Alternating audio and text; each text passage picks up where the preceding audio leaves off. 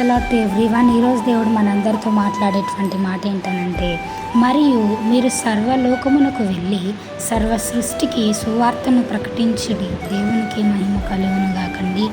చూడండి, దేవుడు ఈరోజు యొక్క వాక్యం ద్వారా నీతోనూ నాతోనూ మాట్లాడుతూ ఉన్నాడు. ఏంటనంటే, సర్వలోకమునకు వెళ్ళి సర్వ సృష్టికి మీరు సువార్తను ప్రకటించండి అని మాట్లాడుతూ ఉన్నాడు. అయితే ఇక్కడ నా క్వశ్చన్ ఏంటనంటే, సర్వలోకము కాదు కానీ, సర్వ సృష్టి కాదు కానీ, మొదటగా మన పక్కనున్న మన సహోదరులకి, మన స్నేహితులకి సువార్త చెప్పేవారిలాగా, ఓకే, మనం నోరు తెరిచి వాళ్ళకి సువార్త చెప్పకపోయినా పర్లేదు, కానీ మన ప్రవర్తనే దేవుని యొక్క ప్రేమకు పత్రికగా ఉంటుందా?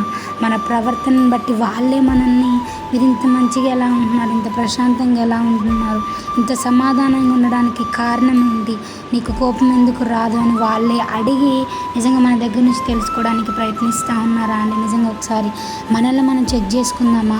మన యొక్క ప్రవర్తనే దేవుని యొక్క ప్రేమకి ఎప్పుడైతే పత్రికగా మారుతుందో అప్పుడే మన యొక్క జీవితమే సువార్త అండి. మన యొక్క సాక్ష్యమే సువార్తగా మారుతుంది అన్నమాట. సో మన యొక్క బిహేవియర్ ఎట్లుంటుందో ఒకసారి మనల్ని మనం చెక్ చేసుకుందాం.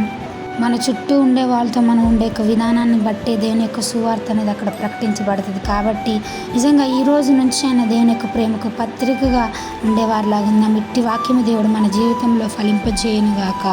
ఆమేన్.